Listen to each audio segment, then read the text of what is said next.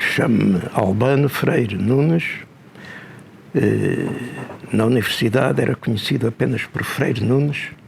Refiro isto porque fui dirigente estudantil e foi por esse nome que fiquei conhecido na altura. Nasci numa aldeia serrana da Serra do Açor. Os meus avós e os meus pais eram pequeníssimos agricultores. Naturalmente, como se adivinha, uma vida difícil. Eu nasci lá, embora tenha estado posteriormente uns meses em Lisboa. Foi lá nessa aldeia que fui criado pelos meus avós e pelas minhas tias. Pouco antes de fazer 7 anos fui para Lisboa para ir para a instrução primária. Portanto, a minha origem é uma origem modesta, digamos. Na minha família não havia, digamos, ninguém diretamente ligado à atividade política. Mesmo do ponto de vista cultural, não havia propriamente livros e, enfim, em que eu pudesse apoiar-me. E, portanto, a minha trajetória é igual à de muitas outras pessoas, em que eu chego às ideias progressistas, enfim, como reação a elementos de injustiça na própria sociedade, mas sobretudo em ligação com a própria luta estudantil. Não é? Portanto, é a partir das lutas estudantis que, digamos, eu ganho consciência política, revolucionária, adiro ao Partido Comunista, transformo também, enfim, por força das circunstâncias, num ativista estudantil, dirigente estudantil, e foi nesse processo que acabei por ser expulso da universidade. Portanto, aos 7 anos, vem para Lisboa frequentar o ensino primário, é isso? Exato. Portanto, até aí fui um catraio da aldeia, portanto, vivendo com muitas dificuldades, mas devo dizer que nunca passei fome. Não é? Ao contrário da maior parte dos catraios que me acompanharam naquela altura. Portanto, enfim, apesar de tudo, as poucas terras dos meus avós davam para viver. Não é? Portanto, em Lisboa, tanto o meu pai trabalhava no ramo comercial, leitaria, pastelaria, e, digamos, em determinada altura, ele próprio, digamos, tornou-se sócio de uma confeitaria, portanto, e conseguiu organizar o seu orçamento familiar de forma a que os seus filhos puderam estudar.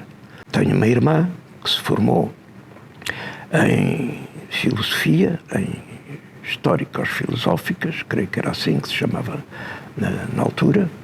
Portanto, eu próprio, digamos, enfim, enveredei pela universidade, pelo técnico, pela engenharia química e industrial. Portanto, mas isso deveu-se, portanto, a um esforço muito grande dos meus pais. Trabalhavam os dois, ele e ela, portanto, para assegurar, enfim, o pão da casa e a educação dos filhos. E durante esse período, portanto, do liceu, ainda não havia atividade política? Havia ainda talvez uma consciencialização da No liceu foi um processo, digamos, de aprendizagem. Digamos que, a pouco e pouco, em conversas com outros colegas que tinham maior desenvolvimento, fui, digamos, rasgando alguns horizontes culturais e políticos, embora muito limitados, como, essencialmente, através da leitura de um ou outro livro que me foi recomendado. Não é? Portanto, há na minha trajetória uma reação, portanto, uma reação à mocidade portuguesa. Eu ia chumbando por faltas, não é? À mocidade, uma reação à catequese, portanto, quando a catequista me deu uma estalada, nunca mais pus os pés na catequese, digamos, e há próprio ensino de religião e moral, em que recordo perfeitamente, não sei o que é que eu fiz, o que é que eu disse, que, digamos, o professor de religião e moral partiu um ponteiro, digamos, porque eu abaixei-me e o ponteiro, em vez de bater em mim, bateu, digamos, própria carteira, assim se chamava, digamos, a mesa em que trabalhávamos na altura. Portanto, é um processo também de aprendizagem, de reação a coisas que considerava injustas, incorretas. A ir aos encontros da Mocidade Portuguesa? Sim, quer dizer, eu fui daqueles que, mais jovem, cheguei a chorar e a implorar que me comprassem a farda da Mocidade Portuguesa. Custava 10 euros, não é? Mas os outros tinham e eu devia ter também. Portanto, tudo começa por aí. Aliás, com uma relação à religião. Naturalmente que a minha família tinha uma formação religiosa, mas não era praticante. E neste processo, em determinada altura, eu próprio coloquei a questão. Ou se é, ou se não é. Portanto, ou se vai à missa e se comunga, ou não se vai e não se comunga e não se é verdadeiramente católico. E, portanto, houve ali um período de 6 meses, 1 ano, em que eu procurei ser exemplar nesse aspecto. Mas, digamos, rapidamente nesse processo, cheguei à conclusão que não era aquele o caminho. Tinha de ser completamente outro. Isso aparece também ligado a homílias na Igreja, portanto, favoráveis ao regime, nomeadamente no período que antecedeu as eleições com Arlindo Vicente e Humberto Delgado em 58, que foi o ano em que eu passei do Liceu Passos Manuel para a Universidade, que foi o Instituto Superior Técnico. Portanto, é este processo também de luta pela vida, de reflexão, de formação. Durante as eleições não tem propriamente participação nas campanhas? Não, tive participação no sentido de que no meu liceu havia um colega meu que se chamava Vicente. E lembro-me que em determinada altura, digamos, os catreiros todos saíram do liceu para a rua com esse colega Vicente aos ombros, gritando Vicente, Vicente. Eu não percebi nada na altura. Mais tarde é que percebi que se tratava de alguém que aproveitou o nome do colega para fazer uma manifestação, portanto, pelo Arlindo Vicente contra o governo. Foi a participação, digamos, pouco mais houve. Nessa altura, mesmo na ida para o técnico, digamos, dizer que o técnico era muito exigente. Nós entrámos uns 200 para o primeiro ano e devem ter passado para o segundo 20 ou 30, não é? Portanto, porque era assim o técnico, não é? Portanto, uma exigência excessiva. Portanto, e eu, digamos, ou estudava a sério, digamos, ou chumbaria. Eu não podia chumbar. Portanto, eu tinha uma bolsa de estudo, consegui uma bolsa de estudo, tinha de manter essa bolsa de estudo e, portanto, digamos que os primeiros anos, entre 58 e 61, não foram de grande atividade. Foram de estudo até quase, eu diria, adoecer. Portanto, isso permitiu que tivesse notas razoáveis. Não quero dizer mais, não é? De tal maneira que a partir do 4º ano, quando eu fui ativista a sério e comecei a descurar um tanto o estudo, havia professores que diziam: eu só não o chumbo porque sei que o senhor é bom aluno. É um episódio, uma mera curiosidade que não tem nenhum relevo político. E o ativismo então começa aí por volta do 4º ano do técnico? Sim, 4º ano de engenharia, portanto estou ligado naturalmente à associação, ligado à secção internacional da associação e à secção de informação e propaganda da associação, portanto, mas como simples colaborador, em 61, 62. Portanto, é com o desenvolvimento da luta que, digamos, me torno efetivamente ativista, participo, enfim, nos plenários, participo nas manifestações, participo mesmo em encontros nacionais, representando, digamos, o jornal da associação, que se chamava AIST, Associação de Estudantes do Instituto Superior Técnico. Enfim, torno-me um pouco conhecido, não é? E é na sequência disso que, digamos, no fim das lutas de 62, quando se coloca a substituição do secretário-geral, que era o Jorge Sampaio, né? portanto, que é substituído pelo Medeiros Ferreira durante 2 meses, provavelmente, que depois se demitiu por razões ligadas, nomeadamente à repressão de que foi vítima, e eu, a partir de novembro ou dezembro de 62, passei a ser secretário-geral interino. Portanto, afoguei-me intensamente na luta. E no ano seguinte fui eleito secretário-geral em corpo inteiro. Portanto, digamos, é isto no essencial.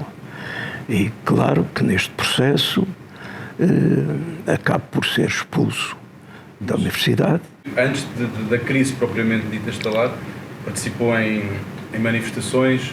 Recorda-se de alguma ou de algumas manifestações que tenha participado, de cargas policiais, de que forma é que... Como é que corriam as manifestações? Sim, antes mesmo de 162, portanto não era propriamente um grande ativista, mas participei em iniciativas, nomeadamente relacionadas com o 5 de outubro, por exemplo, digamos, nas manifestações republicanas. Recordo ter participado numa manifestação junto à estátua de José de Almeida. Eram iniciativas desse tipo, não é?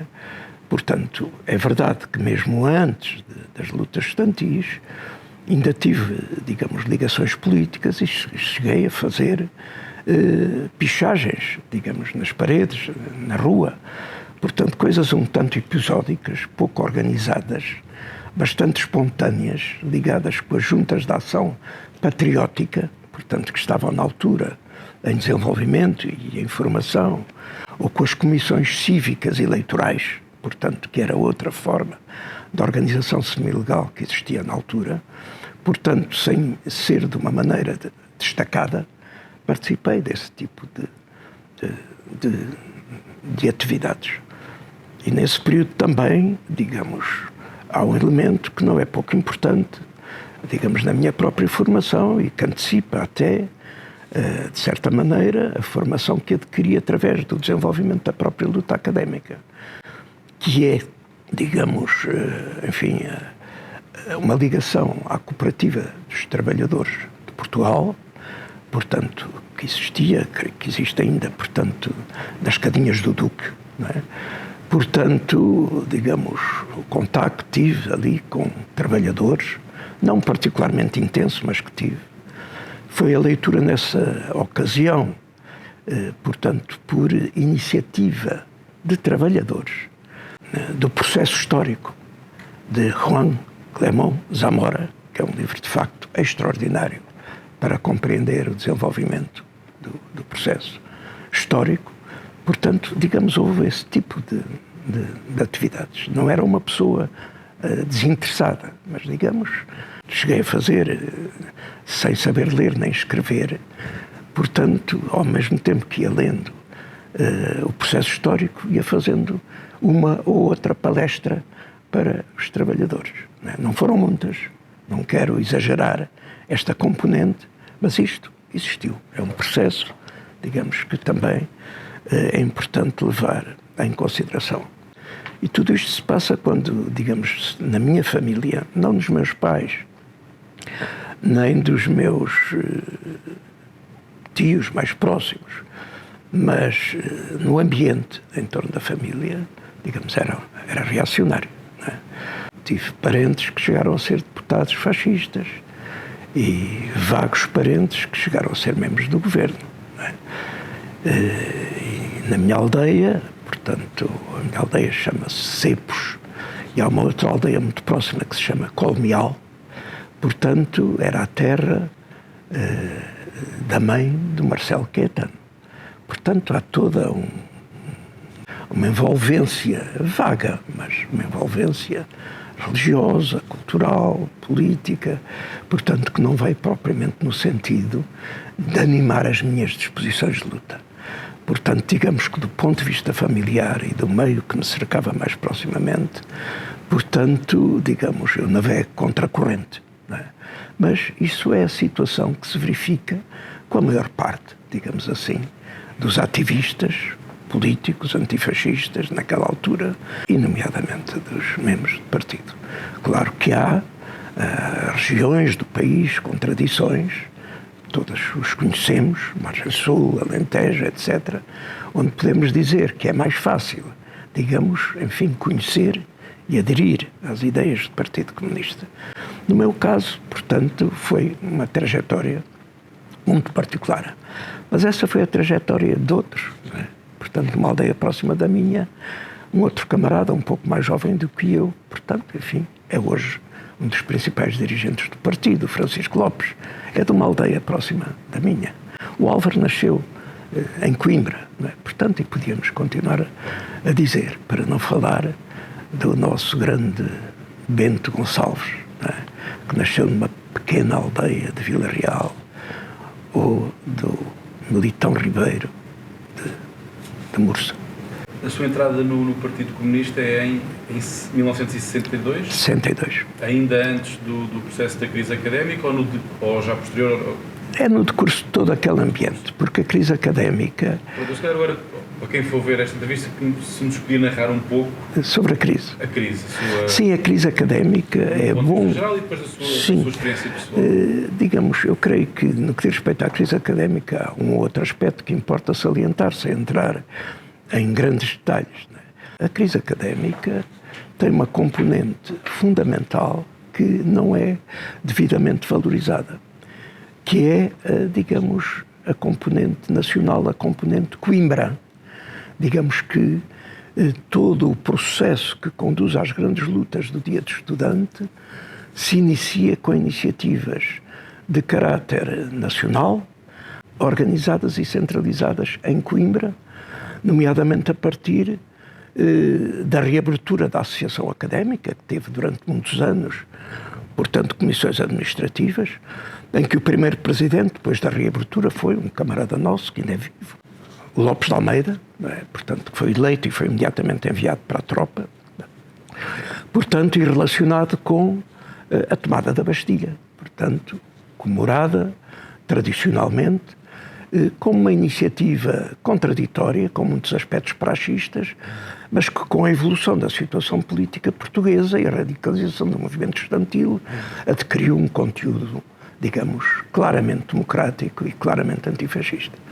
E, portanto, realizam-se em Coimbra o Encontro Nacional de Estudantes, que foi proibido, digamos, houve caminhonetes que iam de Lisboa e que foram paradas no caminho, mas que se realizou no essencial.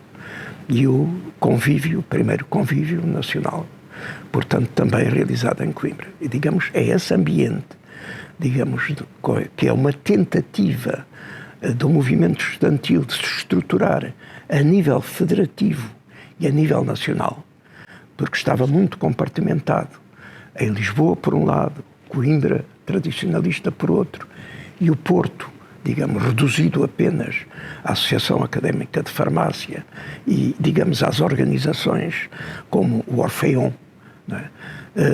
académico e comissões para associações. É uma tentativa de estruturar o movimento a nível nacional. E o fascismo compreendeu isso.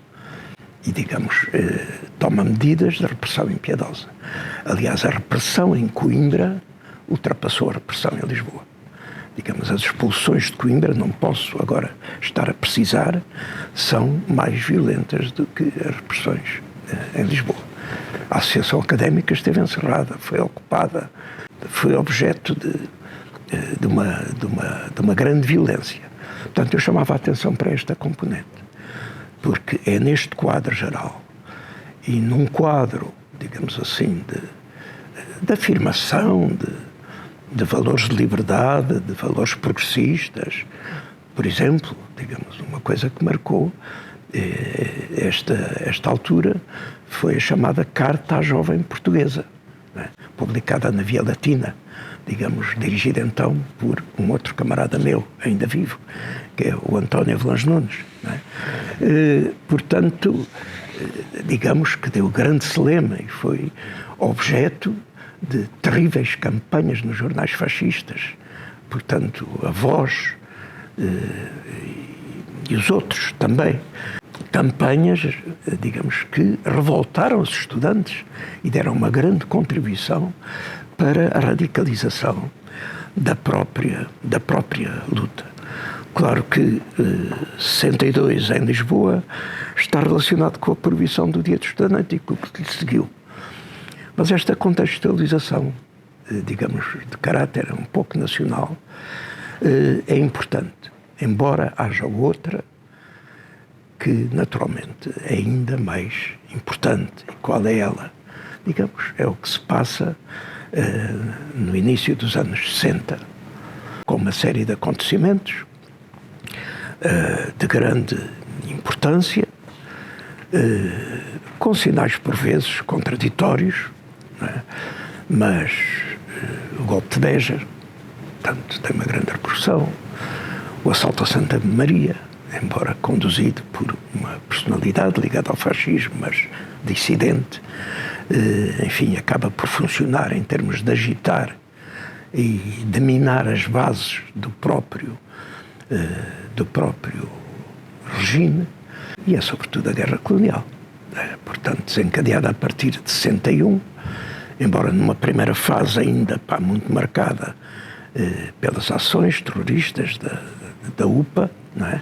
Mas que, digamos, quer dizer, acaba por muito rapidamente se transformar num objetivo de contestação ao regime, portanto, e de luta contra o próprio regime. Portanto, e isto no plano nacional, não é? Porque no plano nacional há um grande desenvolvimento da luta reivindicativa e operária, que vai conduzir às grandes greves de 62. Não é? Portanto, digamos, as lutas estudantis têm lugar num quadro em que, digamos, se verifica a grande manifestação de 1º de Maio de Lisboa, não é? E em que se verifica as grandes lutas dos camponeses de Ribatejo e Alentejo pelas 8 horas que conquistam. Não é? Portanto, isto tem, digamos, uma repercussão enorme, portanto, entre os estudantes, naturalmente, propiciado e ampliado pela intervenção dos dirigentes, dos elementos do próprio Partido Comunista, que na altura já tinham uma intervenção apreciável. E há também a influência internacional, não é? Do próprio movimento estudantil, que se manifesta e com quem começa a haver algumas relações, nomeadamente de França, nomeadamente a UNEF, não é? Mas sobretudo a Revolução Cubana e a Revolução Argelina tem uma repercussão extraordinária, digamos, entre os estudantes, particularmente, digamos, naquilo que mais diretamente diz respeito à Revolução Argelina. Não é? Portanto, isto marca, digamos, muito também a radicalização do movimento estudantil num quadro em que é necessário dizer, digamos, dentro da própria universidade, era praticamente impossível que se manifestassem vozes a defender o regime e a defender o fascismo. Portanto, as organizações de extrema-direita, portanto, abertamente anticomunistas, digamos, tinham de bater a bola muitíssimo baixo, digamos, nessa ocasião. Portanto, é um ambiente, digamos, geral, favorável, da fluxo no plano nacional e da fluxo no plano internacional. E não vou falar da guerra do Vietnã, que na altura ainda não estava propriamente na crista da onda, mas, portanto, há também esse enquadramento internacional que favorece, digamos, o desenvolvimento dos sentimentos progressistas, ao contrário do quadro que hoje existe e predomina no mundo. Se cá podemos agora percorrer aqui alguns dos momentos da crise, que começa então ali para alturas de março do Dia do Estudante, não é? Com a proibição do Dia do Estudante. E, portanto, isto apanha o Albano no Instituto Superior Técnico, já ligado à Associação de Estudantes Técnico. Como é que foi o seu percurso no decorrer destas lutas, a sua atividade? Como é que foi decorrendo o processo a partir do seu ponto de vista? Como é que acompanhou? É muito difícil, portanto, não vou pôr-me em bicos de pés, Nem tenho elementos para me pôr em bicos de pés, mesmo que quisesse. Fui um ativista, particularmente empenhado. Eu era bastante bom aluno, nas cadeias de química, sobretudo. E, digamos, praticamente deixei de estudar para me dedicar inteiramente, digamos, à atividade, participar nas reuniões, todas elas. Portanto, nas manifestações, no chamado luta académico. Eu não participei da greve da fome, portanto, não fui dos ativistas da greve da fome. Portanto, não fui preso, digamos, em nenhum momento do desenvolvimento da luta. Portanto, tive um papel tão ativo que chegou ao fim desse período, quando se colocaram as eleições para a Associação do Técnico. Tanto dizer que a Associação do Técnico era a mais importante associação de estudantes do país, de uma escola só, porque a mais importante era a Associação Académica de Coimbra, mas que envolve toda a universidade. Portanto, quando chegou ao fim da luta, dada a participação ativa que tive, tanto em reuniões, em discussões, nomeadamente no quadro da imprensa estudantil, portanto, digamos, houve um movimento para eu me candidatar a presidente da associação. Eu candidatei-me, perdi. Portanto, fui apoiado por tudo quanto era comunista e progressista, mas, digamos, o ambiente ainda não era propriamente... E a lista vencedora estava ligada Tanto era democrática, portanto, mas, digamos, de feição um pouco mais conservadora. Era um homem sério, não me estou agora a lembrar do nome, era um homem sério, católico, pronto, digamos... um pouco, digamos assim, que seria daquela corrente que no desenvolvimento da luta havia corrente mais radical, mais a puxar para a luta. Por exemplo, digamos, uma corrente que desejaria que o luto estudantil e a greve não fosse interrompida durante o 1º de maio. O que aconteceu porque houve um setor do movimento estudantil que efetivamente temia que houvesse alguma identificação da luta estudantil com a ação do Partido Comunista Português, que era a força que conduzia a luta operária e que convocava o 1º de maio. E dizer que, digamos, a greve foi interrompida. Eu creio que essa é uma nódoa, digamos assim, se é que se pode falar em nódoa. É uma questão tática. Portanto, enfim, que se considerou o setor, um setor fundamental, considerou que era melhor interromper para não haver mais confusões, dado que a campanha anticomunista era uma coisa medonha. Portanto, ele pertenceria eventualmente a uma corrente, enfim, mais moderada, digamos, no sentido de evitar, por exemplo, manifestações de rua, que era uma coisa que, naturalmente, marcou a luta estudantil. Havia sempre uma grande discussão em partir de determinada altura, digamos, desfilar, ir à rua, ir para a rua, ou não. Porque havia a grande preocupação de levar a luta estudantil à população, alcançar o apoio, a solidariedade da população e transmitir a verdade da própria luta à população. Portanto, eram divergências deste tipo, mas dentro de um mesmo quadro democrático e antifascista. Durante a crise de 62, digamos que essas duas dinâmicas fazem sentido, não é? O setor fazem sentido, são igualmente respeitáveis, como faz também sentido uma outra corrente que também participou do movimento estudantil, que é a corrente dos católicos progressistas, ligada à JUC. Portanto, que tinha uma corrente, digamos, enfim, estruturalmente reacionária, mas tinha uma outra corrente que participou e acompanhou o desenvolvimento da luta. E alguns dirigentes da luta de 62, portanto, eram católicos. Havia comunistas, havia não comunistas. Os não comunistas, a maior parte deles, conversavam e articulavam com o Partido Comunista. Não vou dizer que durante a luta a maior parte dos dirigentes principais da luta foram comunistas. Não eram comunistas. Havia vários comunistas. Há alguns que ainda hoje são comunistas, outros que, enfim, seguiram outro caminho, obedeceram à voz da floresta que os chamou, digamos, às suas posições originais de classe. Não é? Pronto, mas isso é a vida. Não é? Mas, digamos, havia correntes. Diria que, por exemplo, uma corrente social-democrata não se manifestava como tal. Não é? Mais tarde isso veio a acontecer. Não se manifestava como tal. E, digamos, o esquerdismo, o verbalismo pseudo-revolucionário, o maoísmo, radicalmente anticomunista, tanto anti-PCP, portanto, nessa altura ainda não se manifestava. Não se manifestava. Portanto, o problema surge um pouco adiante. Na crise de 72, como disse, havia dirigentes que não eram comunistas, que não eram do Partido Comunista, sim, dirigentes e estudantes que eram do Partido Comunista.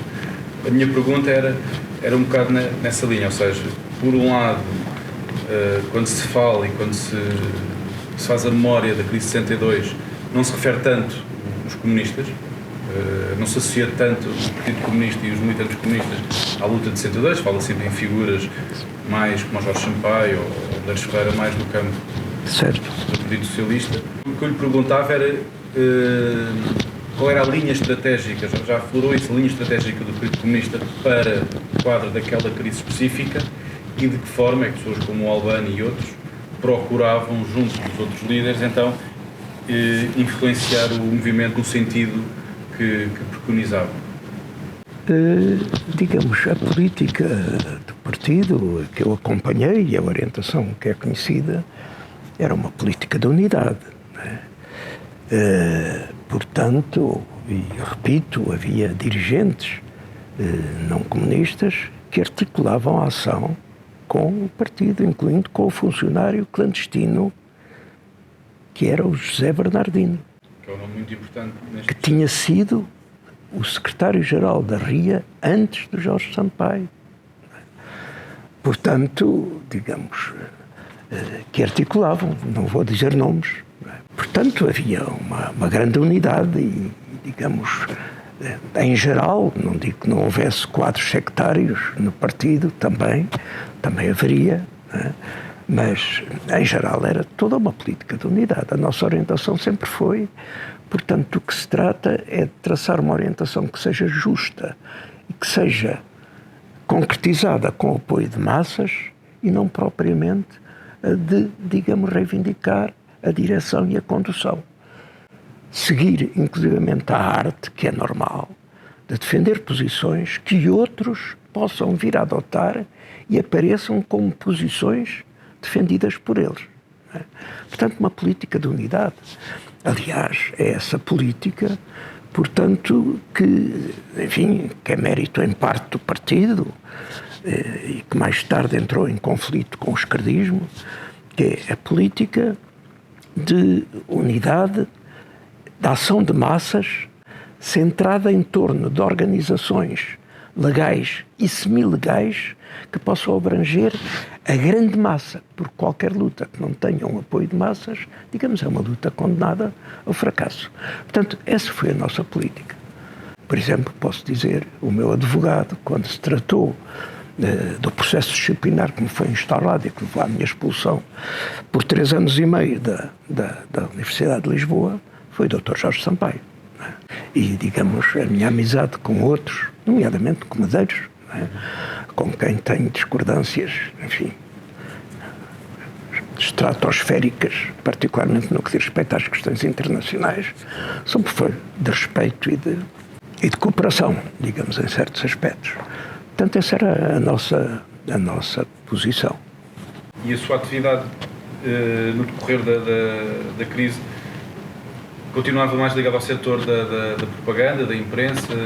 Não, digamos, quer dizer, até à minha expulsão assumi as maiores responsabilidades. Portanto, o secretário-geral da RIA, quase 2 anos, não é? Portanto, são responsabilidades de direção, de coordenação, de articulação. A direção da RIA em novembro de 62, não é? Mais ou menos. É do fim do ano, é depois da saída do Medeiros, que foi inicialmente ainda ele. Não é?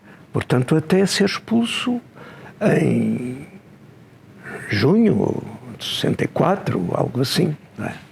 uma vez expulso, ainda fui estudar para o Porto, para a Faculdade de Engenharia, não é? Expulso da Universidade de Lisboa? Sim, eu estava no último ano. Na altura eram 6 anos. Eu estava no último ano. E, portanto, fui impedido de me formar nesse ano, de 64. Portanto, ainda fui para o Porto tentar fazer o último ano, mas nessa altura acabei em março de 65, passar à clandestinidade. Portanto, a minha atividade é essa, foi, digamos, de coordenador, de dinamizador do movimento estudantil a nível geral de Lisboa e também um pouco a nível nacional. E é nessa situação que sou apontado como o principal responsável e sou aquele que apanha, digamos, a sanção maior, não é? Embora, comparada com algumas que houve, nomeadamente em Coimbra, é relativamente benigna, porque em Coimbra houve estudantes expulsos de todas as universidades por vários anos. Não é? Portanto, não sofreu logo de sanções em 62, logo no rescaldo imediato da crise? Eu? Sim. Não. É só em... Não, sou um pacífico combatente do movimento. Portanto, acompanhou as prisões do José Bernardino, por exemplo? Sim, 62. Figueiredo. Sim, tudo isso. Digamos, o Eurico de Figueiredo era membro do partido, não é? Sim. Portanto, isso é sabido, conhecido, não é? Portanto, e tinha uma particular relação comigo, não é? Portanto, a nível de partido, não é? Pronto, mas, tanto, foi perseguido e preso justamente pelo papel que desempenhava. O Eurico era, juntamente com o Vítor Vengrovius e um outro de que deixou de se falar, o presidente de Económicas, portanto, não me lembro agora o nome, portanto, eram grandes oradores, portanto, grandes oradores. O Eurico, particularmente, tanto, era a voz do partido naquela altura. Enfim. E sabia-se? Ou seja, a vossa ligação ao partido era saber? Não. Não, digo dos outros estudantes com quem... Não, ninguém sabia, digamos. Eu creio que a minha ligação ao Eurico, digamos, só eu, ele e outro camarada, que não interessa o nome, não é? E o funcionário conheciam, porque a política de partido era, digamos, defender ao máximo os quadros que tinham maiores responsabilidades, não é? Para manter a possibilidade de uma intervenção à cabeça, como é normal. E, portanto, digamos, havia o que se chamava uma fração, digamos, para a direção do movimento estudantil. Depois, em cada escola havia as organizações. E claro que o partido, digamos, ninguém sabia quem. Claro que havia sempre um ou outro que se descuidava. E havia até um ou outro que gostava que soubessem que ele devia ser do Partido Comunista, não é? Mas, digamos, não era essa a situação. Claro que, digamos, a minha atividade, em determinada altura, era, enfim, de direção, repito, num período de refluxo. Portanto, no período de refluxo. Portanto, em que a repressão é muito grande e, digamos, enfim, é mais difícil mobilizar os estudantes. Faziam-se plenários, protestava-se contra o decreto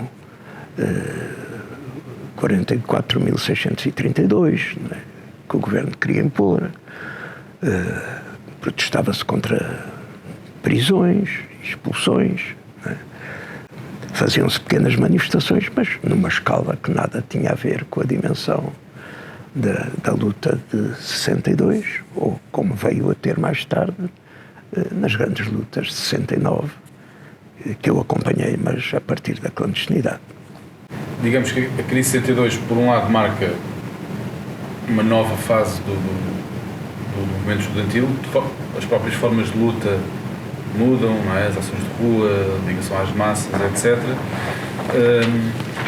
E, portanto, se calhar agora refletir um pouco sobre isso, ou seja, essa mudança no movimento estudantil a partir de 62, o que significou para o próprio movimento estudantil enquanto foco fundamental da resistência antifascista, e depois, então, o reverso da medalha, não é? A repressão e a violência da ditadura sobre o movimento estudantil e esse refluxo até chegarmos a 65, até àquela grande vaga de prisões e depois a entrada da clandestinidade.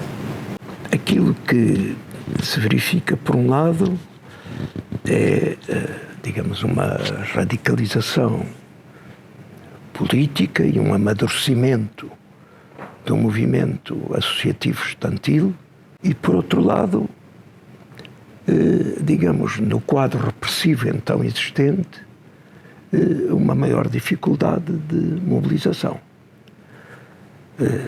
Digamos que com a crise de 62 e no enquadramento político então existente, aquilo que é mais marcante é a viragem do movimento associativo para, digamos, a compreensão dos problemas sociais do país. Portanto, aquilo que podíamos chamar uma viragem para, digamos, a nação. O Dia do Estudante de 62, 63, não é de 63, 64, quando eu fui expulso, portanto, chama-se uma universidade para a nação. Não é? Portanto, naturalmente, já se falava antes da democratização do ensino, da reforma do ensino, mas, digamos, esta viragem, esta consciencialização de colocar a universidade e o ensino ao serviço da nação, digamos, é a partir daqui que efetivamente se dá. Eu recordo, por exemplo, digamos, e esta era uma preocupação que existia na altura, o Congresso da Engenharia Civil que se realizou no fim de 62 no Técnico, Congresso da Engenharia, e em que eu fui designado como representante dos estudantes do Técnico para falar nesse Congresso. Eu lá preparei a minha intervenção e qual era a preocupação? A preocupação era justamente essa, colocar a universidade ao serviço da nação, democratizar o acesso, digamos, ao ensino e, digamos, a minha própria intervenção na altura, enfim, com as limitações que se possam naturalmente encontrar, coloca a questão. Só 4% dos estudantes do ensino superior provém dos meios operários. Não é? E, portanto, esta é uma realidade que tem de ser alterada. Portanto, essa é a grande viragem. Não é? Isto falando do movimento associativo. Porque, digamos, a luta estudantil não se circunscrevia ao movimento associativo. A luta estudantil, em geral, tinha como núcleo principal que assegurava a sua base de massas, as associações de estudantes, tendo no centro a luta em defesa da liberdade de associação, portanto, da liberdade de atuação e de constituição das associações de estudantes. Esse era o núcleo principal. Não é? Ou seja, também, digamos, o direito à participação dos estudantes através de formas organizadas na vida da universidade. Esse era o núcleo.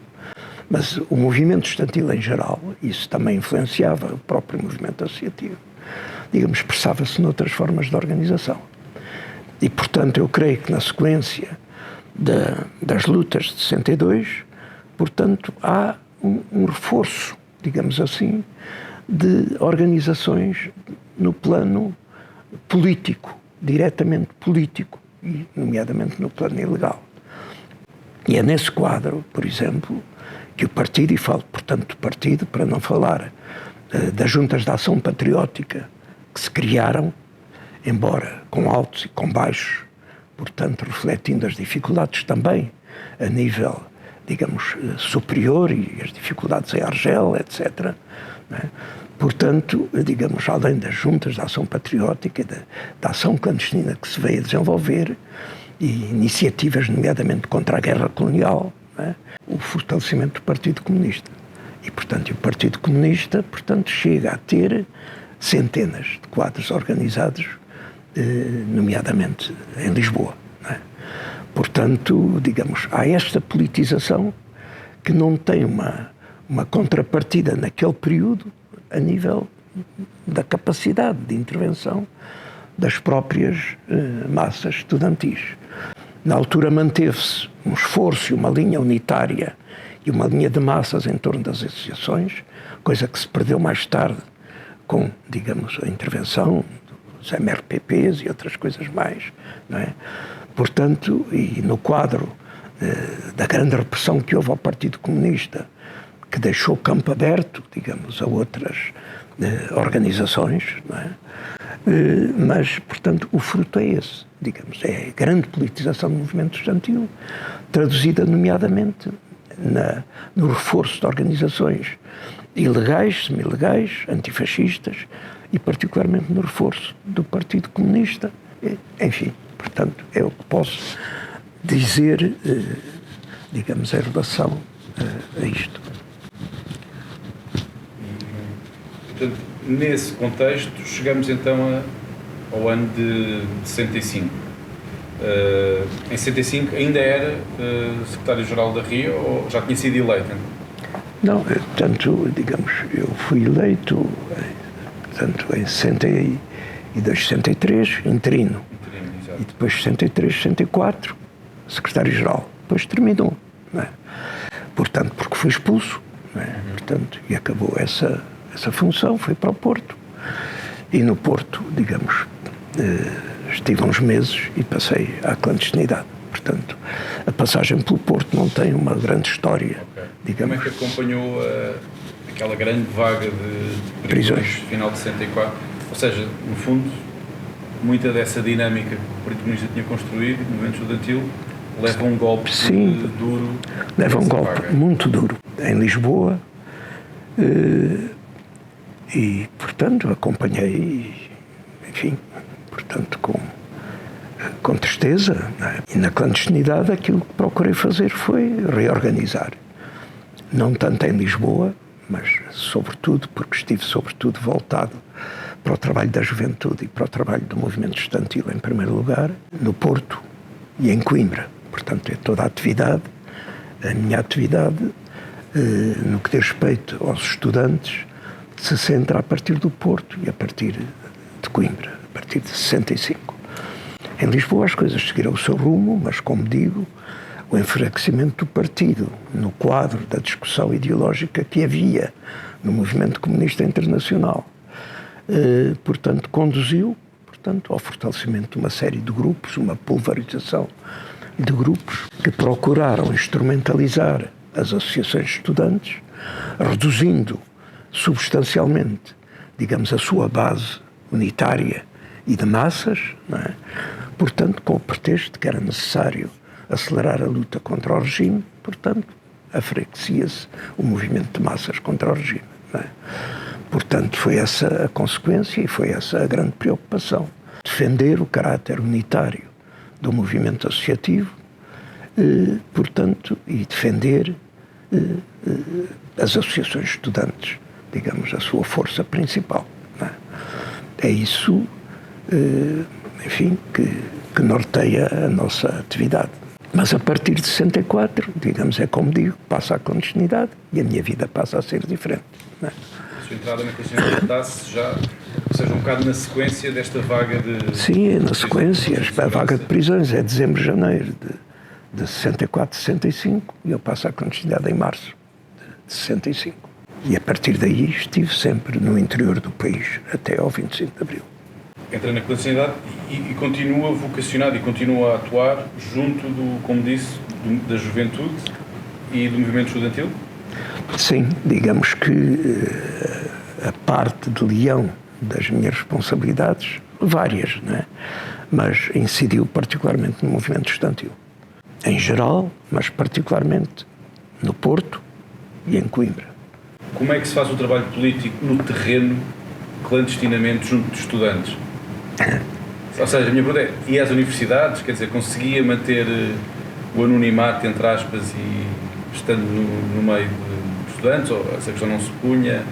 Então, digamos, a atividade desenvolve-se em relação aos estudantes como se desenvolve em relação a qualquer outro setor, digamos. Portanto, o papel do funcionário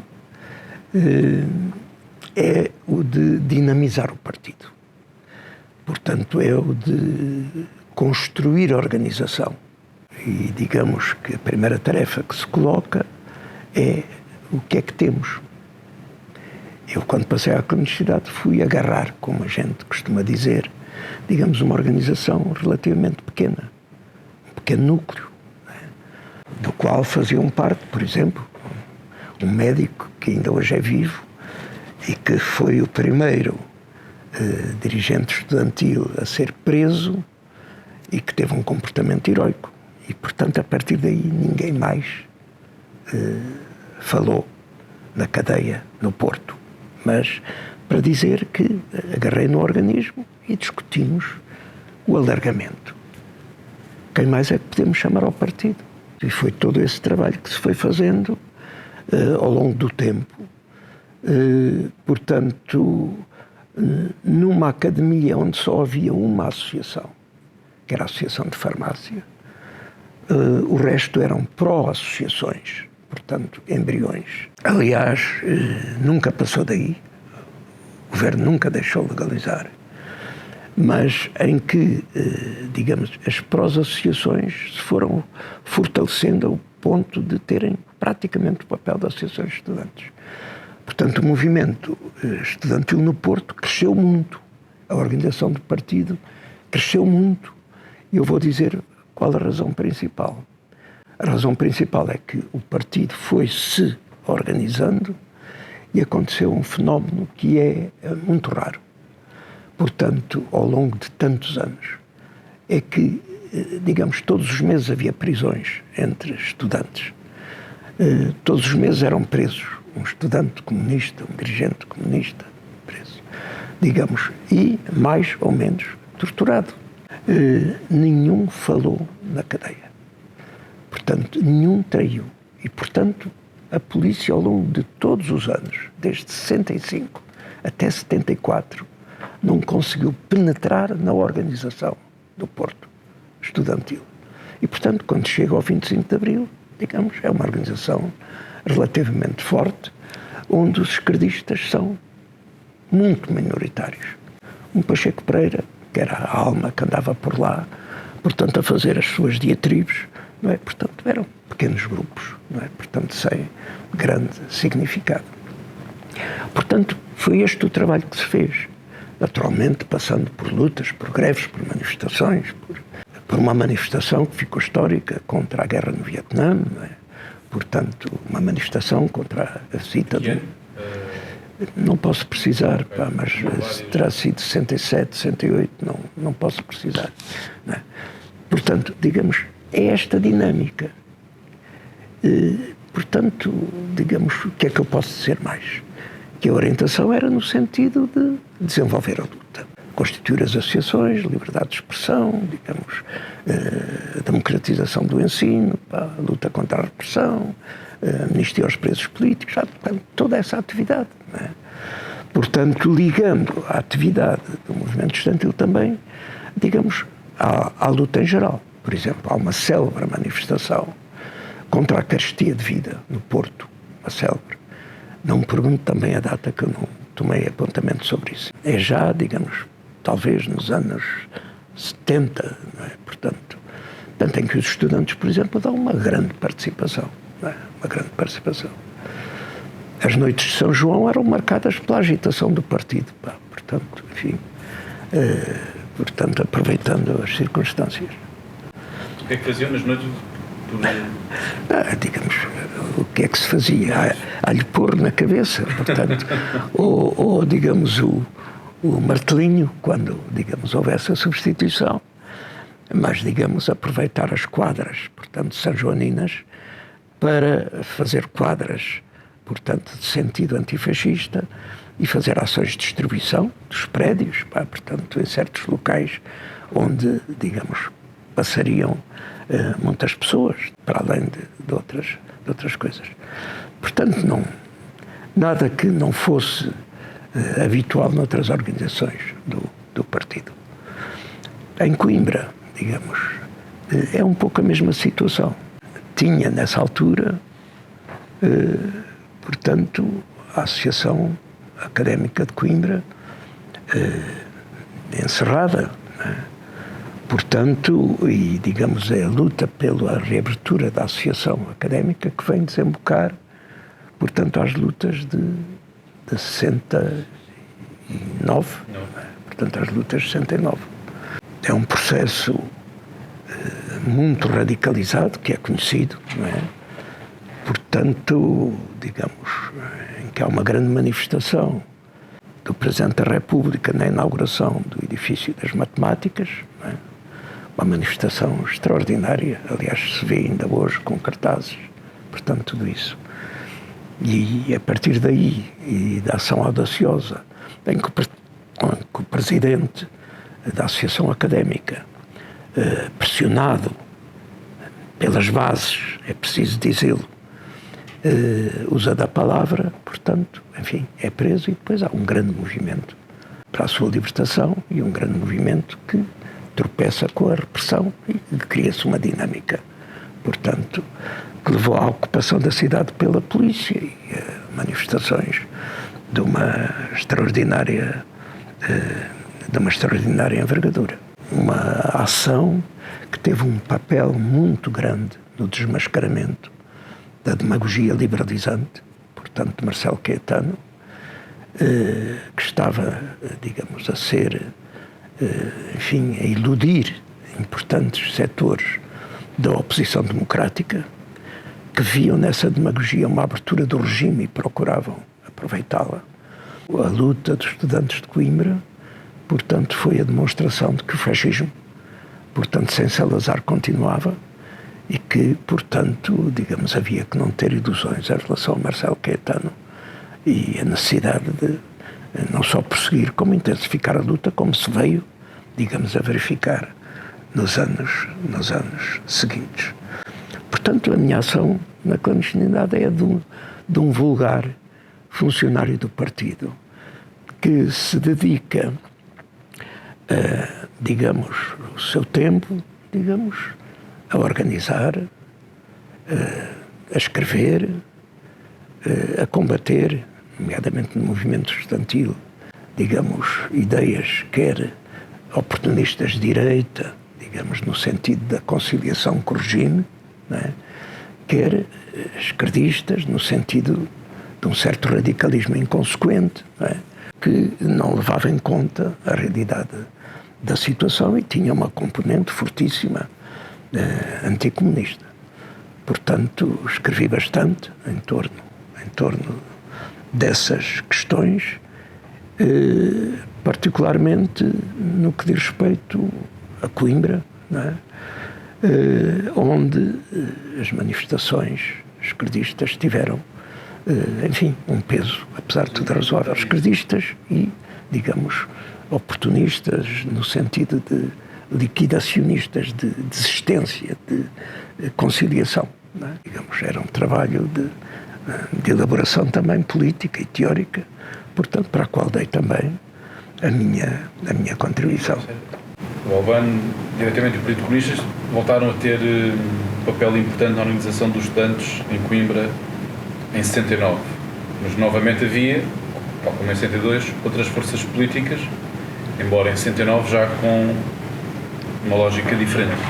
O que eu lhe pergunto é se em 62, pelo que conto e pelo que é mais ou menos sabido, havia algum clima de conciliação, apesar das forças políticas presentes na luta, deduzo que em 69 tenha sido um pouco diferente, ou seja, a maneira de articular as várias sensibilidades políticas no seio do movimento estudantil. Sim, sem dúvida. Estas novas esquerdas mais radicais que surgem no final da década de 60, na crise de Coimbra já são mais visíveis, já estão mais... Sim. Sim, digamos, na crise de Coimbra manifestam-se, digamos, no campo democrático, digamos assim, tendências, enfim, moderadas, que acabam um pouco por predominar na ponta final da luta, portanto, e num quadro, sem dúvida, de grandes dificuldades na desistência, tanto no compromisso com o próprio Presidente da República, não é? E há, digamos, enfim, correntes esquerdizantes, digamos assim, que se movimentam. portanto, digamos que as coisas são, de facto, mais complicadas. Mas, no essencial, em Coimbra, apesar disso, houve uma grande unidade, no essencial. Determinada por quê? Determinada pela força das Assembleias Magnas. Portanto, a nossa orientação de partido era assentar todo o desenvolvimento da luta, greve, não greve, interrupção da greve, fosse o que fosse, assentar, digamos, nas Assembleias Magnas. E há, de facto, Assembleias Magnas de uma envergadura extraordinária que unem, digamos, e apagam na ação, digamos, certo tipo de diferenças. Quando a repressão se intensifica e quando é mais difícil ou quase impossível reunir as massas, portanto, e levá-las a pronunciar-se diretamente, então emergem mais facilmente quer o setor esquerdista, quer o setor, digamos assim, mais conciliador. Portanto, a nossa ação foi sempre no sentido de devolver, de fazer apelo, digamos, à participação direta dos próprios estudantes. Portanto, travámos esta batalha, né? Mas dizer que um elemento particularmente negativo que rodeou a luta de Coimbra 69 foram as posições que predominaram momentaneamente na RIA, em Lisboa, de falta de solidariedade com a luta de Coimbra. Em Lisboa, a RIA, manifestando em termos verbais a sua solidariedade, não desenvolveu a atividade que estava previsto ser desenvolvida no plano nacional em torno dos chamados 8 pontos que tinham sido aprovados num encontro nacional em Coimbra, portanto, com o pretexto de que esses 8 pontos estavam ultrapassados e que o que havia era, enfim, de fazer outras formas de luta. E a luta dos estudantes de Coimbra de 69 acabou por ser uma luta, no essencial, limitada a Coimbra, com repercussões em Lisboa e no Porto, mas muito limitadas. Da RIA de Lisboa, que estava dominada por força política? Ou... É difícil dizer, portanto, sei lá, os grupos eram tantos que eu não estou em condições de dizer. Mas tudo isso momentaneamente, durante um ano, durante 2 anos, né? Portanto, e não queria dizer nomes, portanto não me quero enganar. O que é que determinou sim, digamos, essa posição de afastamento ou de não ir até ao fim no apoio? Tanto era a ideia de que, digamos, era uma luta com objetivos reformistas. Era um pouco isso. Né? E que, portanto, digamos, não era aquela ação que deveria ser desenvolvida, deveria ser outra. Mas isto era num quadro, no fundo, dominado por anticomunismo e pela preocupação de evitar que os estudantes comunistas pudessem ter um papel maior no desenvolvimento da luta em geral. Como tinham uma posição provisória, dominante, digamos assim, na RIA, né? Portanto, não queriam perdê-la. Né? Portanto, e o desenvolver a ação no plano nacional e articular da solidariedade nacional era, digamos, dar trunfos a um movimento onde os comunistas, em Coimbra e no Porto, tinham uma real influência. Portanto, era essa a razão principal. Digamos, é neste quadro todo em que, por um lado, se verifica uma grande politização e, por outro lado, há, digamos, a necessidade de dar combate a certo tipo de posições que se afastavam de uma linha unitária de massas e, portanto, de uma contribuição consequente do movimento associativo para a luta antifascista em Portugal, que o partido decide criar a União dos Estudantes Comunistas. Portanto, para dar mais força, mais autonomia, mais capacidade de intervenção direta, portanto, aos estudantes comunistas. Portanto, e as organizações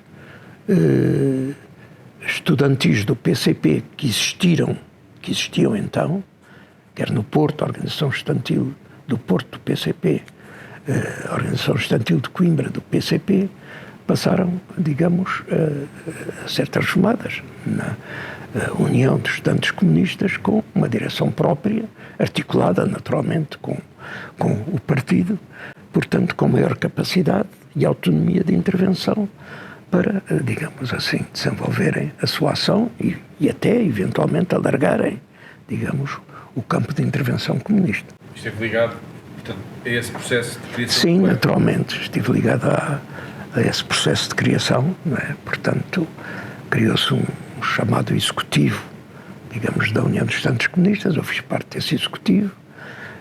Criou-se com um ou outro funcionário clandestino também, em Lisboa, e com quadros legais, portanto, comunistas, existendo uma atividade legal normalmente, e criou-se também um jornal, o UEC, não é? Portanto, que teve um papel importante justamente na defesa das posições do partido, na defesa do movimento estudantil como movimento unitário e de massas, não é? Unitário e antifascista. Foi, digamos, essa atividade que se desenvolveu essencialmente, não é? Portanto, com a aproximação do 25 de Abril, digamos, deixei, digamos, esse conjunto, essa atividade, em que me baseava sobretudo no Norte, a partir do Porto. Digamos, a minha base de residência era o Porto, ou a região do Porto, e passei para Lisboa. Né? Ainda antes do 25 de Abril? Antes do 25 de Abril. Portanto, quando veio o 25 de Abril, estou na direção da Organização Regional de Lisboa. Portanto, já não estava ligado propriamente à dinâmica estudantil? Já não. Já portanto, tinha outro tipo de... Sim, outro tipo de atividade. Mais vocacionado para... Sim, o movimento democrático, por exemplo. Não é? Portanto, setores intelectuais, alguns, e um pouco de tudo, não é? Como se calcula. Não é? Mas essencialmente isto, digamos, menos de um ano antes de 25 de Abril. Não é? Os professores, não é? Os enfermeiros, os médicos, portanto, enfim, digamos aquilo que havia. Não é? Portanto, porque o partido, como é sabido, chega ao 25 de Abril, portanto, enfim, se fossem 5.000 organizados, já era muito, não é? Mas tinha uma influência muito para além desses 5.000. Uns estavam desligados, outros cansados e à espera de um novo contacto e de uma nova situação, não é? E, portanto, era todo esse trabalho que havia que fazer numa situação que era da aproximação da Revolução, não é? Portanto, este período em que eu venho para Lisboa é o período pré-revolucionário. Havia essa percepção, hoje é fácil de dizermos, mas... Nós tínhamos. Já tinham, pronto, é isso. Nós tínhamos. Portanto... Hoje é fácil achar e dizer isso, não é? Sim, sim, não. Mas na altura não seria tão fácil perceber isso, não é? Sim, digamos, quer dizer, as revoluções chegam sempre num momento imprevisto. Não? Aquelas para as quais se marca a data falham, necessariamente, não é? Mas para nós era claro que havia um amadurecimento da situação, havia muitos sintomas. Há todo um grande movimento grevista na região de Lisboa, não é? Portanto, há um movimento sindical que se desenvolve, não é? Portanto... Conquista de uma série de direções? Sim, direções, criação da intersindical, não é? Há o próprio movimento democrático, há as eleições de 73 e o que significam, o que foi o Congresso Republicano de Aveiro e a manifestação a Mário Sacramento, e a violenta repressão e os gritos contra a guerra colonial, não é? Claro, havia a divisão na oposição, não é? Portanto, Mário Soares e os seus, digamos, estavam noutra onda, não é? Portanto, tinham outra posição sobre a guerra colonial, não é? Tinham, enfim, a ideia de que poderiam negociar condições vantajosas para si, digamos, à custa, nomeadamente do Partido Comunista, não é? Portanto, mas no essencial, digamos, o movimento democrático estava em desenvolvimento, não é? Portanto, digamos, a guerra colonial, as deserções, as lutas nos quartéis, portanto, indicava isso tudo. Além do mais, há um elemento que também conta, que por vezes é pouco considerado, era o facto da nossa luta em Portugal estar, digamos, a beneficiar de duas componentes internacionais fundamentais.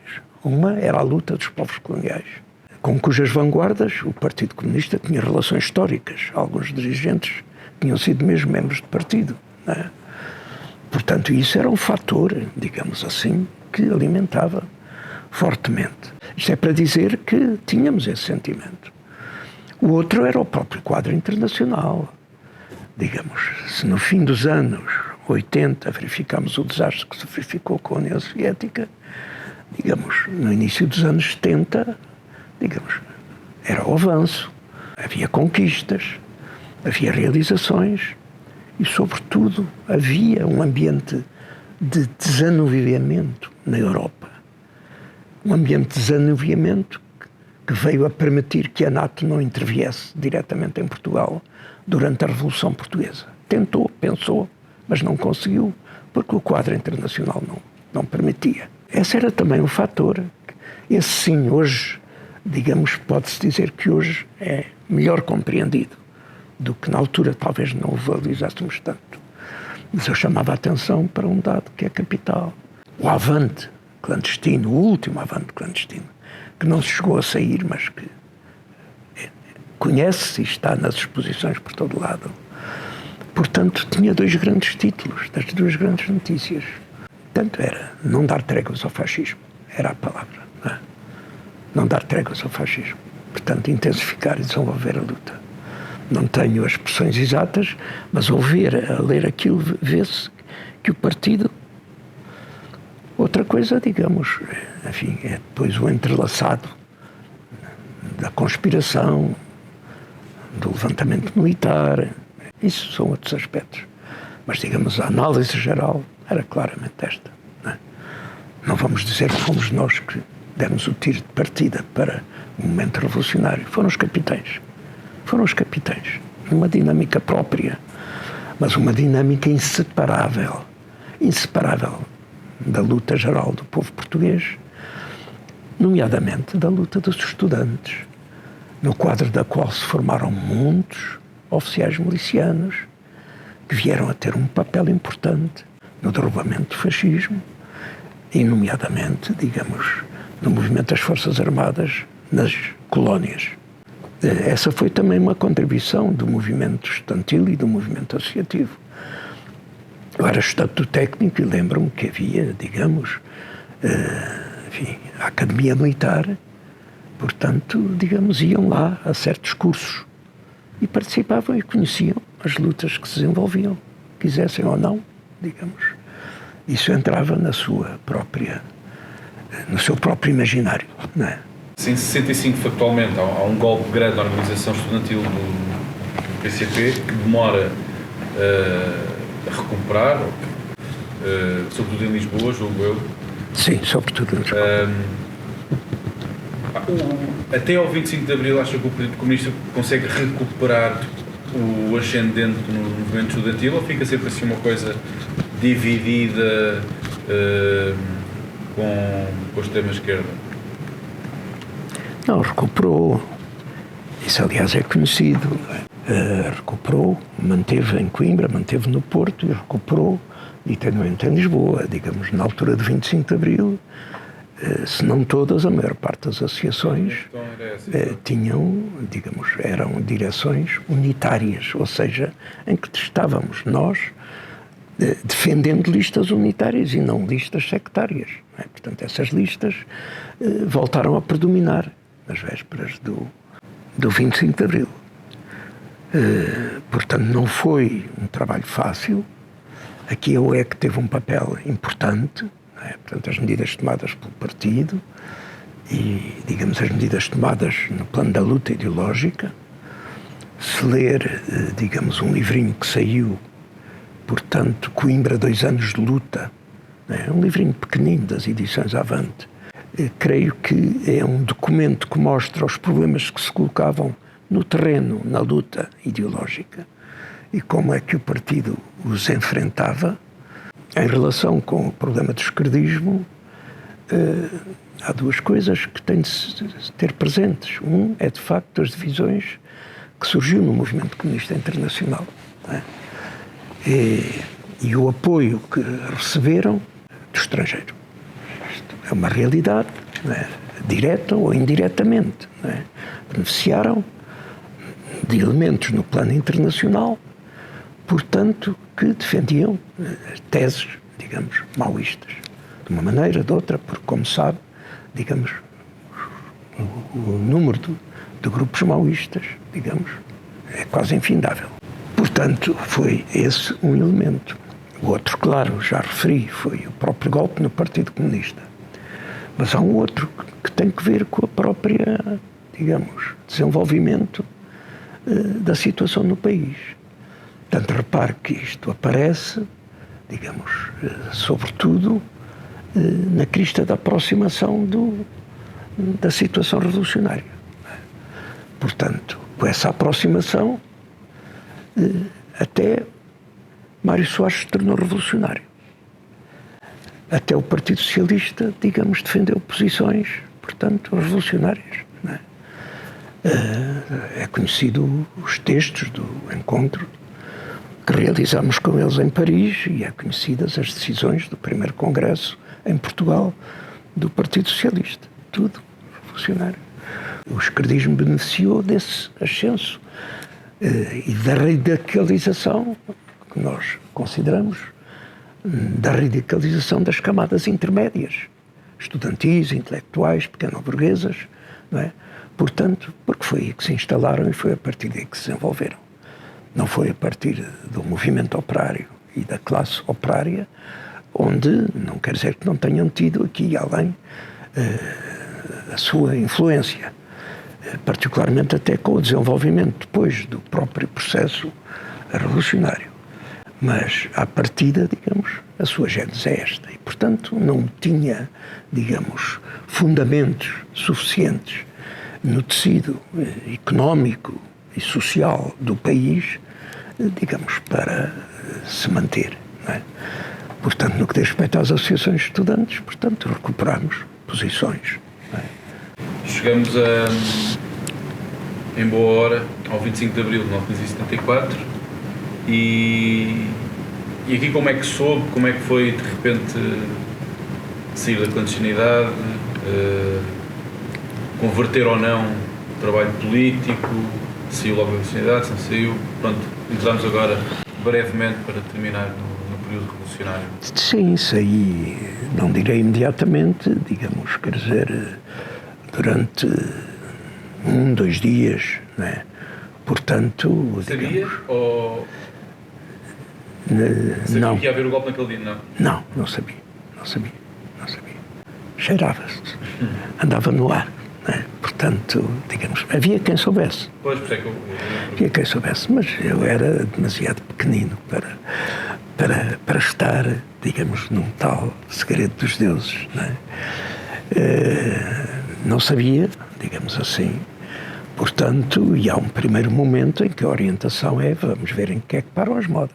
E houve organizações inteiras que se mantiveram. Não foi o caso da minha.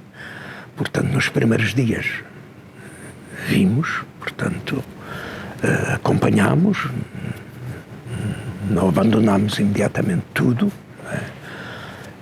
instalações clandestinas, etc. Não, mas fomos para a rua, não é? Portanto, e começámos a organizar o nosso trabalho em novos moldes, não é? Portanto, houve um outro setor que foi, digamos assim, desfazendo-se, digamos, da organização clandestina e dos métodos de trabalho clandestino. Houve uma outra que se manteve ainda durante algum tempo. Por exemplo, nomeadamente, nós ainda mantivemos, embora isso não seja propriamente clandestinidade, stricto sensu, portanto, os camaradas da Rádio Portugal Livre ainda se mantiveram durante algum tempo, não é? Pronto, mas, portanto, rapidamente. E a direção de partido ou fazia isso ou era ultrapassada. Portanto, houve sítios onde chegámos, e já lá havia centro de trabalho, aberto pelos camaradas. Não é? Pela base? Pela base. Por organizações que estavam, num caso ou noutro, praticamente desligadas mas onde a cultura era comunista, onde a tradição era comunista, onde a aspiração era comunista. Portanto, houve casos desses. Portanto, onde a direção chega e, digamos, e onde chega, e há organizações que estiveram desligadas anos e anos e apresentam as contas certas das cotas recolhidas durante esses anos todos. Portanto, a gente vai imediatamente para o trabalho e, portanto, a primeira reunião do Comitê Central realiza-se precisamente na Cooperativa dos Trabalhadores de Portugal. E julgo que tive algo a ver com a localização. Mas, portanto, vamos imediatamente para a ação, para a luta. Nem podia ser de outra maneira, não é? Portanto, o primeiro grande sinal aparece com a chegada do Álvaro, não é? E depois, digamos, é o 1º de Maio. E o 1º de Maio marca definitivamente a sorte da Revolução, não é? Portanto, e dá-lhe uma tonalidade de classe, ou seja, digamos, os trabalhadores, a classe operária tem muito que ver com esta Revolução. Isto. Tenham em conta a classe operária, os trabalhadores e as suas reivindicações. Portanto, é uma coisa espantosa, o 1º de Maio. Uma coisa, não sei se, enfim, se isto aconteceu em algum ponto do mundo, pá, uma coisa assim, até a mais pequena aldeia, pá, o 1º de Maio foi comemorado. O 1º de Maio que era convocado pelo Partido Comunista, não é? Portanto, e na ponta final pela Intersindical. Mas saí imediatamente, portanto, e começámos as organizações que estavam clandestinas passaram a agir abertamente. Foi isso, foi um período intensíssimo, digamos assim, portanto, em que passávamos os dias a fazer 2, 3, cada um de nós, chamadas sessões de esclarecimento, não é? Portanto, íamos a todo o lado. Eu lembro no primeiro sítio onde fui, creio que foi, imagino, Serviço Meteorológico Nacional, ali na Estrela, portanto, ao lado da Basílica. Portanto, creio que é o serviço, não sei se se chama meteorológico. Lá me indicaram, lá fui, lá subi para cima de uma mesa e lá estava todo mundo. Pá. Um outro logo a seguir foi o Laboratório Nacional de Engenharia Civil. Pá. Ei, tudo, pá. Os engenheiros, os trabalhadores da limpeza, tudo. Pá. Portanto, eu em cima de uma mesa. Pá. E lá estava já nessa altura um camarada que é das coisas mais preciosas que nós temos. 2, o Rui Namorado Rosa, tanto físico nuclear, e, bom, um outro camarada, já me hei de lembrar o nome, é o filho do António Gedeão, portanto, que é presidente da Associação dos Trabalhadores Científicos. Portanto, estavam os 2, foram eles dos organizadores, não é? Portanto, tudo cheio, tudo a bater palmas, tudo entusiasmado. E a sua atividade nesse período centrou-se de manhã à noite, pá, de manhã à noite, a correr para todo o lado, pá, até ganhar uma úlcera do tamanho da roda de um carro e seguir de charola para Moscou, para o hospital. Não é? 74 ou 75? 75. Não é? Portanto, era uma atividade infernal, digamos, é quase impossível visualizar aquilo que fazia. Portanto, eu tinha, digamos, no início, tinha a responsabilidade do setor intelectual, sem saber ler nem escrever, mas foi o que me calhou nas mãos, não é? Setor intelectual e o setor da informação e propaganda da Direção Regional de Lisboa, não a nível central. Portanto, tudo o que era ações de propaganda, manifestações, digamos, mobilizações para defender os centros de trabalho, pá, de certas ameaças que entretanto surgiam. O terrorismo lá em cima no norte, em Madeira? Não, é mesmo antes. A gente, sim, de vez em quando havia alertas de provocações que podia haver. Pá, quantas vezes nós enchemos a rua António Serpa, onde foi a primeira sede do partido, de camaradas para, digamos, o que desse e viesse, não é? Digamos, saía de uma reunião com os agrários, pá, com os engenheiros agrónomos, pá, portanto, com eles a pedir que o partido definisse ainda mais precisamente a sua política agrária e eu dizer sim, vamos trabalhar nisso. E eu ia a correr para uma reunião com os economistas, que depois também queriam que o partido não sei o quê, depois ia para os enfermeiros. Cheguei a fazer reuniões em todos os hospitais, nos átrios, não é? Portanto, era uma atividade assim, era a revolução, era o período revolucionário, não é? Preparava os discursos, pá, num café, à pressa, pá, e ia desinibido para o comício, não é? Hoje não. Hoje tenho de me preparar com tempo e com rigor para ver bem o que é que vou dizer. Na altura era fácil. Era a revolução. O Lenin dizia que uma revolução multiplica por 1000, digamos, as energias revolucionárias. E é verdade. Eu tive essa felicidade que outros camaradas não tiveram de viver o 25 de Abril. Costuma dizer-se, depois disso, pá, não é preciso mais nada. Como é que é viver na clandestinidade do ponto de vista humano e pessoal e familiar?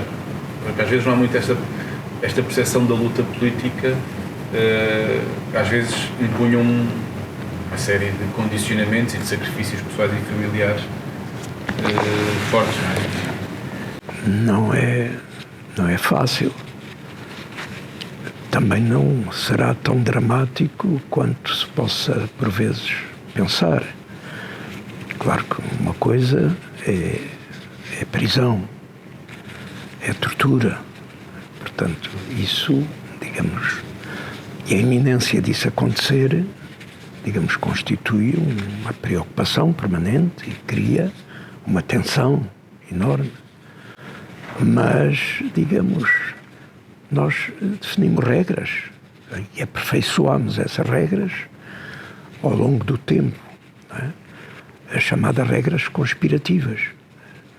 Portanto, e o seu cumprimento rigoroso, que não é fácil, portanto, acaba por se tornar um